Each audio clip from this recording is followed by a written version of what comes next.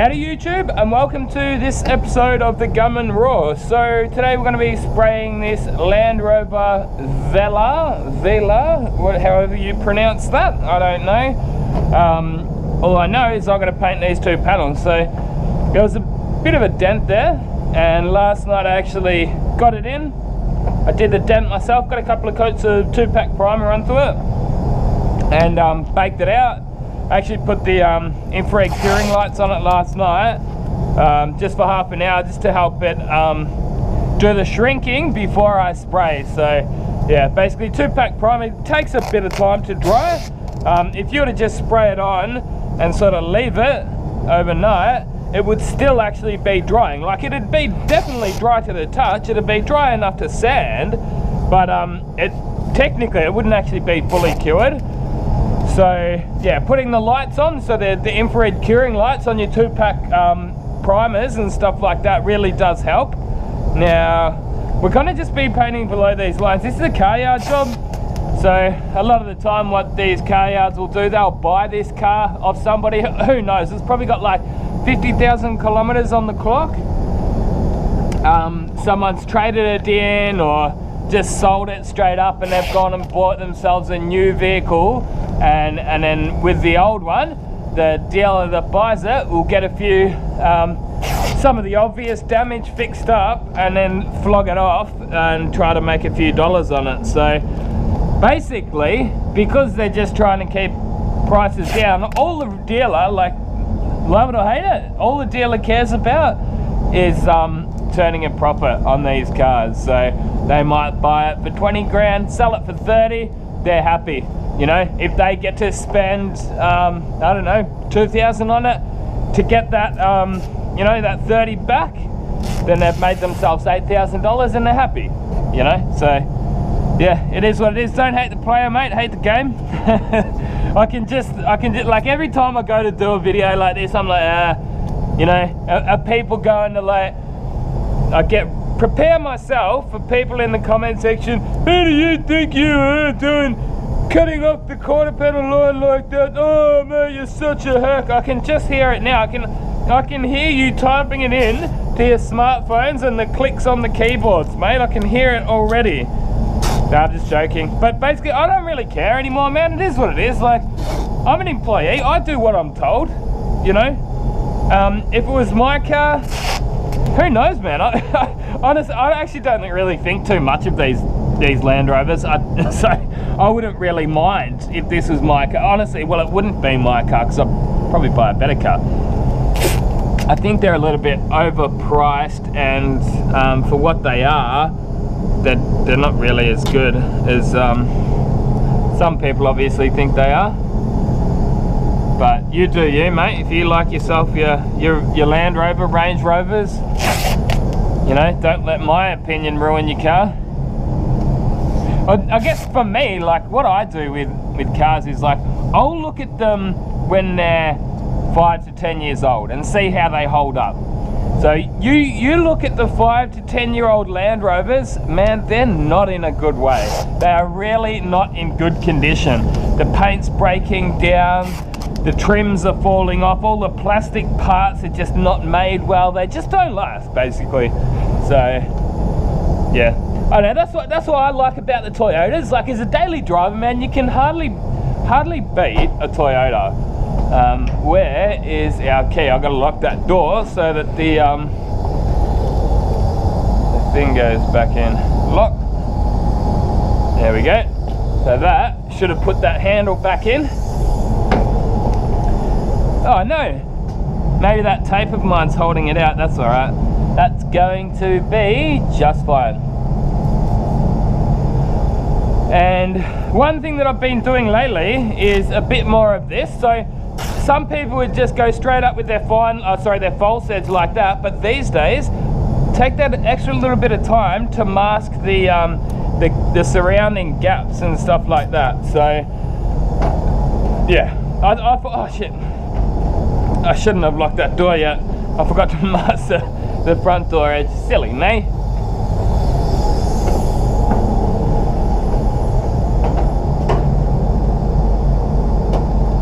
There we go.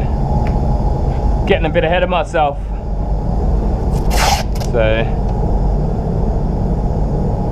but yeah, that's what I like about, I was saying before, like I like about like a daily drive, man. You can barely go past a Toyota. I mean, they're not built as well as your many of your German cars, I would say, but it's like cost effective and efficiency over the life of the vehicle. I would say they're right up there, you know.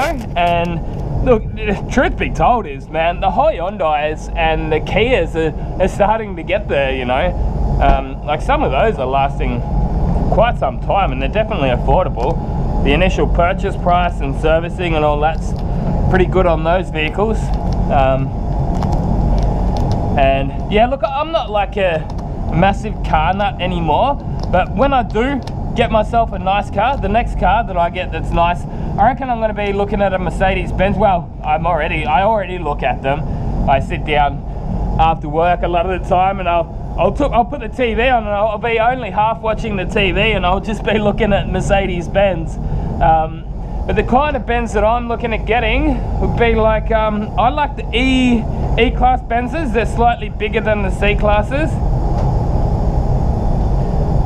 Yeah, slightly more saloony, I guess you'd call it. Like there's sort of just that little bit longer, a bit more spacious on the inside. I like some of the E400s. E500s are the V8s. I don't know, it'd be cool to have a V8, but as far as going daily driver, it'd be a little bit excessive on the fuel costs. But yeah, even like the E250s, something like that. Thinking like the 2010 era, maybe 2010 to 12 or something around there. And you can get something like that for around the $20,000 mark. So, you know, get them before they've got too many Ks on them that you start like wearing stuff out and they start costing you too much money. But yeah, obviously, like if you go get them brand new, they're way too expensive. So yeah, sort of that, I don't know, 5 to 10 year old Mercedes-Benz is, for me, I think, when they start to get to a good value. Like you get them when they're still under like 100,000 Ks on the clock. But hey, you're probably not really here to listen to me ramble on about cars, are you? What can we talk about? The paintwork. So we had this masking tape I'm using here. The purple stuff was our old favorite tape, the 3M 150, and then they swapped over to, so this stuff here was made in Malaysia, and they swapped over to here in Australia. Like you can't get this stuff. Well, there might be 1 or 2 pallets left as of me making this video, but they're pretty much phasing this stuff out, and they're going to the cream colored 150 tape, which is made in Canada. So this stuff here was made in Malaysia, but no longer going to be available. And they sent us out the cream stuff, but it turned out we had a bad batch. That's what my paint rep tells me.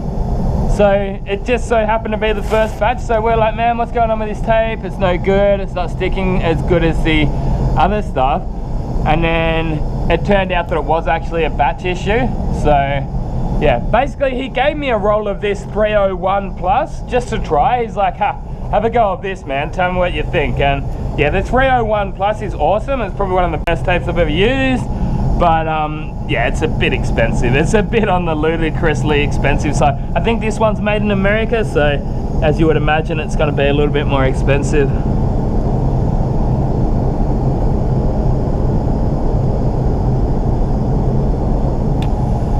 So a little bit there that's still exposed. We don't want to do that.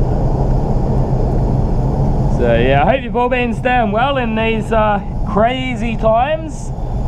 I think I mentioned it in my last video, but you may not all know that here in Western Australia, we barely even got hit with the COVID disease. So I think all up, we've only had like 500 or 600 cases, and it's been, oh man, nearly 3 months, if not already 3 months, since we've had any community spread of it.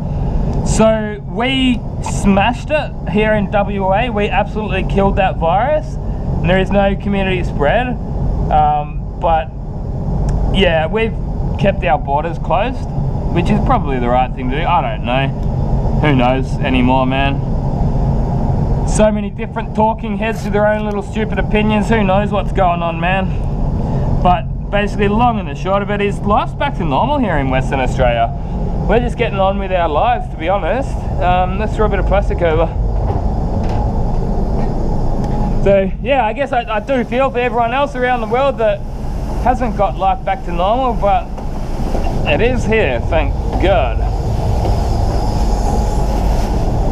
So there's people out on the roads, which means they're going to have accidents. We're actually, I think we're only like a week away from, they're even going to be allowing crowds into the football and all that kind of stuff. So sometimes you guys are a little bit delayed on the upload, so that, I mean, by the time of uploading, the game's possibly already being played over here in Western Australia. But yeah, Victoria, as of making this video, last night got put into lockdown. They didn't really handle the virus as well as us over there. I think their government made a few bungles, a few mistakes, and yeah, there they are back in lockdown. They're holding the whole country back, to be honest, Victoria are. And that's actually the state I was born in, Victoria, in Australia, over in the southeast of Australia. And yeah, they're full lockdown. I'm actually going back there next year, and I'm glad I didn't decide to go back there this year.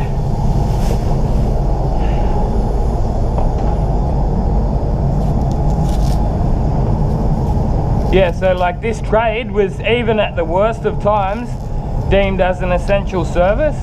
So because we're in the automotive industry, I guess they decided that automotive, you know, it's in the transport industry, people need to get around, so they deemed our trade as an essential service. So even in the worst of times, I was actually able to come to work. The only thing that happened to me was that I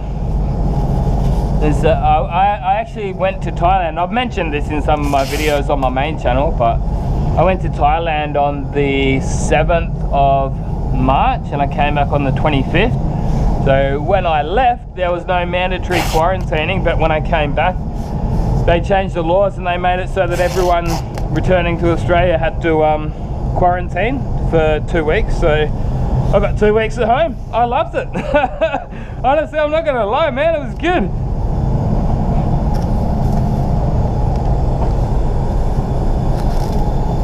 I mean, yeah, towards the end of that 2 weeks, you start getting like, yeah, I could really go with a down to the shop trip, you know.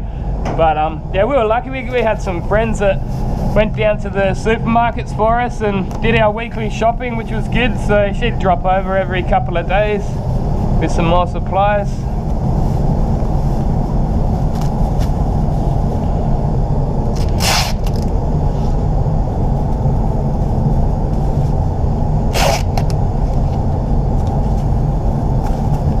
Yeah, I was actually quite lucky to get back here, to be honest. So as I said before, like I came back on the 25th of March and I booked this trip like back in January, right? So the last flight from Thailand back to Perth was on the 25th. I was on the last flight. I booked that back in January, and that aeroplane, it went from Thailand to Perth and Perth back to Thailand, and it didn't come back. So I literally just scraped in on the very last flight, and that was just sheer luck, I swear. That little bit of Irish luck was shining bright on that day, I'll tell you what. I'm actually 50% Irish. On my mum's side, I'm full Irish.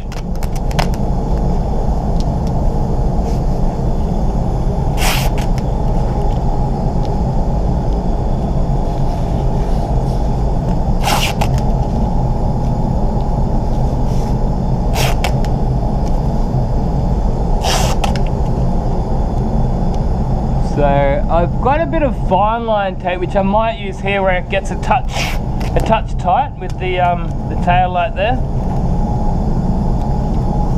I can just hear those violins playing now, mate, for all the whingers. Who do you think you are? Oh no, you can't mask up a tail light. Exposed. Like Review Tech USA. Exposed. Exposed. I don't know if you guys watch Review Tech USA, but he's got a really good YouTube channel, and I love his sense of humor. He's a hilarious guy. He's a bit of a troll, like he trolls his own audience and they troll him back, but it's quite funny to watch his channel. Now, I just realized that spray booth isn't heating up, so let's go and hit the heat on the spray booth. The burner sometimes doesn't want to turn itself on, so yeah, excuse all the mess. Alan's away this week, he's got the flu. Maybe he's got the swine flu or the corona. See that light there? Boing! That's the reset button on the burner, so hopefully it clicks on now. Yeah, sometimes that happens on the cold mornings. So I think we might wipe these panels down with water cleaner, and then we'll put those last finishing touches of masking on. Bit of a pump up.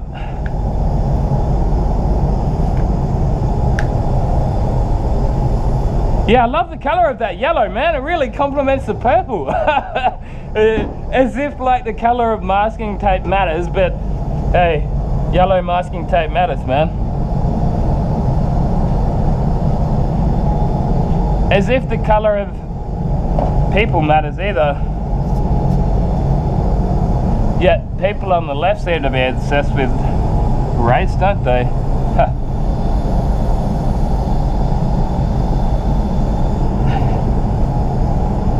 Come on, heat up. Spray booth. Taking forever to dry. And this is my last wipe off rag. We'll make it work.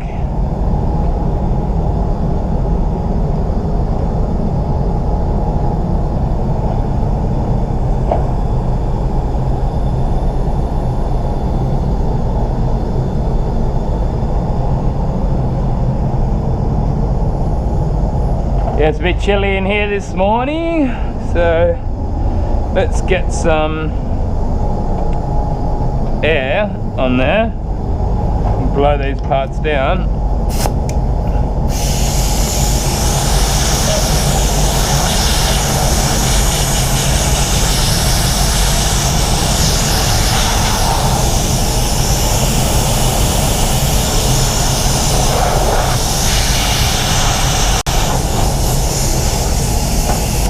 Get the rest of that later.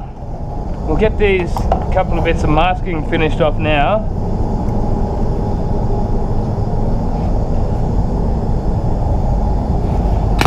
Still recording, I'm not talking to myself, no.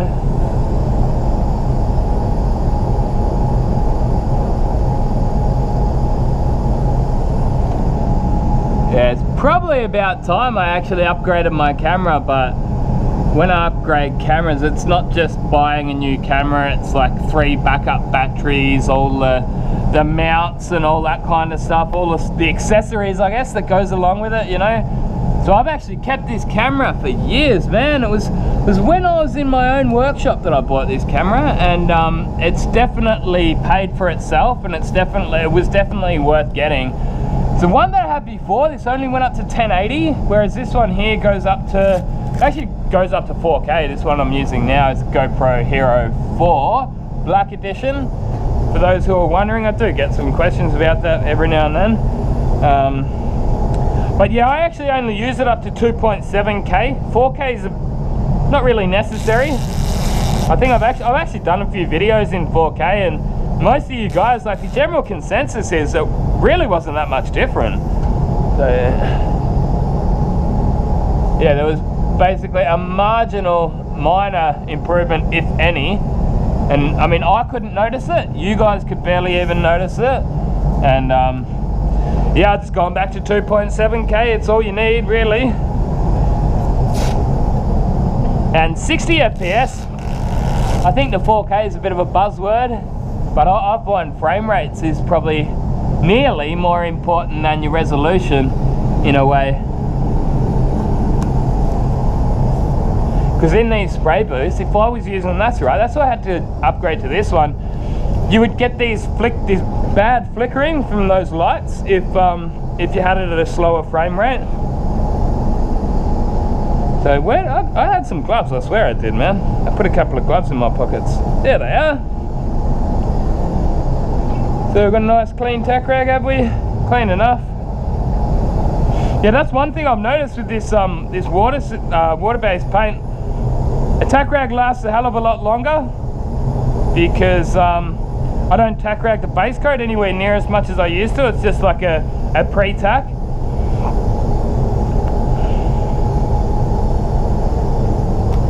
So we've got the base coat blender in the Velaria as usual, and as far as the colour goes on this one, I just found the colour chip. It was actually really good. I was tempted to not do the blend, but I thought, man, for what it's worth, it takes an extra probably 20 minutes. You know, you're going in the booth already, you're prepping it up already, you're masking it already.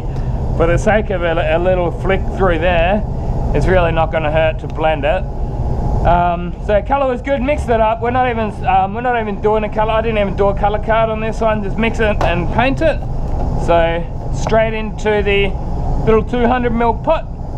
The colour code is written there, 873, and the name of the colour is Chorus Grey. This one's the finer variant. It was the B chip. And I've got the Pro Light TE20 1.3. I've actually got another, my other Pro Light's got the TE10 on it. I actually found it doesn't make that much of a difference, to be honest. Like TE10, 20 or TE10 to spray this base coat.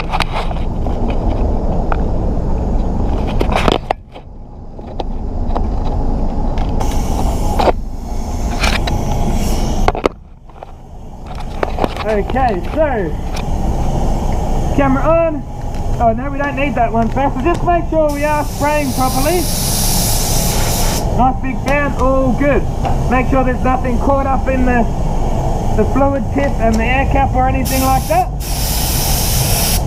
So crank that pressure up. Tack rag. Give the tack rag a quick blowout for what it's worth. And it's looking like it's nearly morning tea time.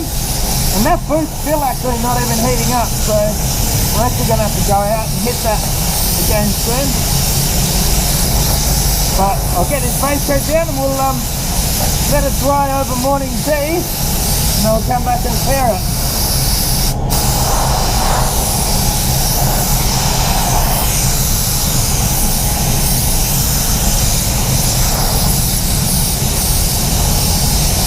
Good, tack rag down. Don't be dry on this stage.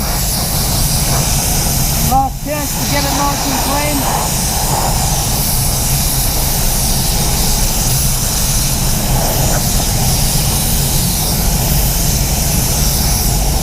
Rightio, so 2 bar.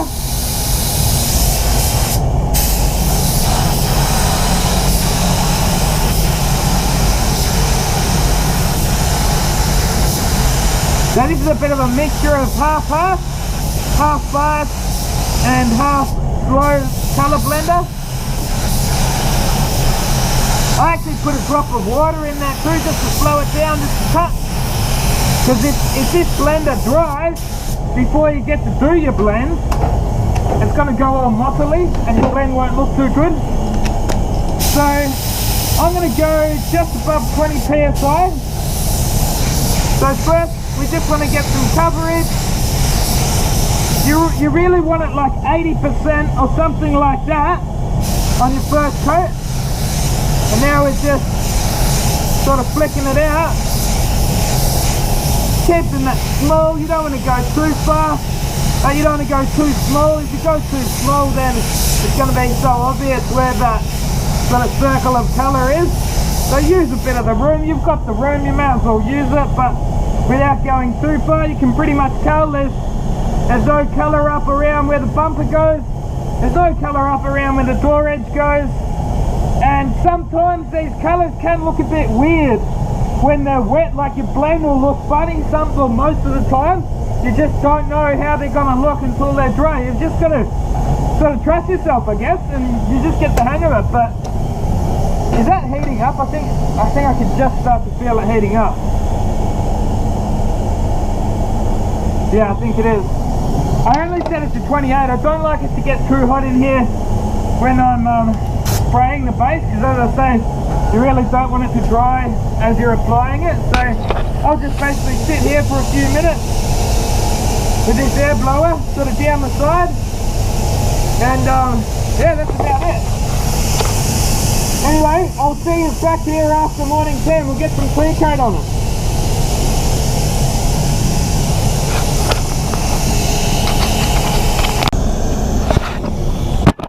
Radio Gunners, back to it. So ready to smash a couple of coats of clear coat down. So it's probably been about 20 minutes actually. I went and had my morning tea, mixed up some clear coat, and here we go. So yep, got the Gunman Edition Pro Light. Stand up, sounding cute, clear in the gun. I only mixed up 200 mils. Only gonna need 100 mils per, they're only really hard panels, so go just a touch below 2 bar. Should be all good. So no tack ragging required of this base coat.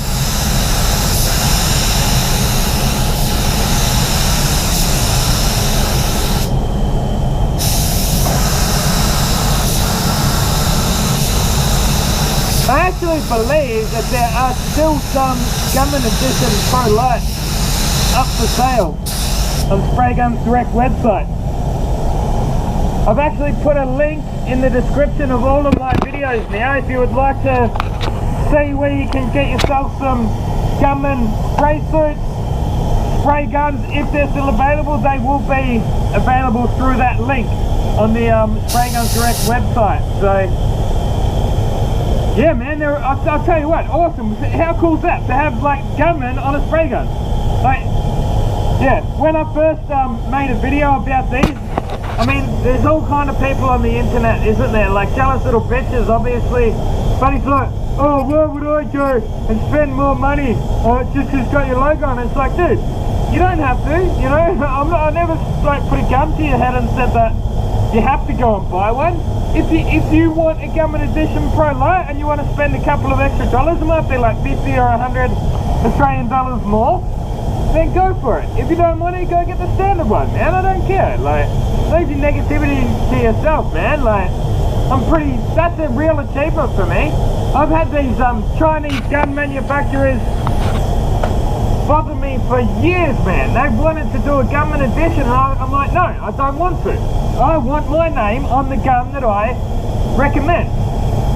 And you know what? The amount of these guns that I've sold for free, if you know what I mean, like I do like these guns, so I recommend them to people. People have bought these guns on my recommendation for years, and now I'm making a couple of dollars, $50 or $100 per gun, and people are going to get jealous, man. Piss off. Go to a Starter Spray Gun channel, mate. You know, I don't need your negativity, man. Anyway, let's get back to it. That's all we're going to need, man. Like, it's really not going to take long for this clear to dry. I mixed it up with fast hardener, and I put it into the microwave for like 15 seconds. Just to heat it up, so yeah, that's drying straight away. I've got the heat on the booth cranked up. So what I like to do in this booth is spray at like 28 degrees, and then once I get the base coat down, I'll crank the booth temperature up to like 30, or maybe even just a bit more than 30, just to help dry the base coat down and then help flush the clear up between coats.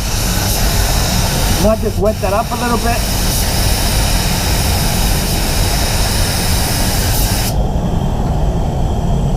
Yeah, that's looking good. Yeah, I might just wet that up a little bit too. Can't hurt. I've got the clear there. So, next step, go out, clean the guns out. I actually haven't cleaned the base coat gun out yet either. But that colour blended out really nicely, man. There's actually a few chunks of dirt in this job. I always seem to get it in this spray booth. I always get like dirtier jobs in this spray booth. I mean, sometimes you can just jag it and get a nice clean job in here, but most of the time I always do get dirtier jobs in this spray booth. But hey, it'll all polish out, man. It's not going to take long to buff it out. So there's the Gunman gun. There's a few chunks of dirt in there, but hey, That's painting for you, mate. That is painting for you. The wheel is not perfect, and neither are my paint jobs. Yep, definitely not a perfect wheel, definitely not a perfect paint job, but it's a pass. I'm going to give this a bake for probably 35 minutes because the car is going today, and then I'll get it out next door and then buff it up, and then they can send it on its merry way off to be sold. For all I know, it's probably already sold. I really couldn't tell you, but there you go there, Gunners. Hope you enjoyed it, and I'll see you in the next one. Gunman out. I'd like to say a big thanks to everyone for watching, and if you'd like to support the channel further, you're more than welcome to go over and check out some of the merchandise we've got. My personal favourite is those spray suits, so they're a good quality Colad branded spray suit with the Gunman logo on it. There's also hats, drink coolers, hoodies and t-shirts, so be sure to go over and check out the link in the description if you are interested. All that aside, I'd just like to say a big thanks for watching, and that is enough to support the channel. But as I say, if you'd like to go the next step, then be sure to check out some of that merchandise.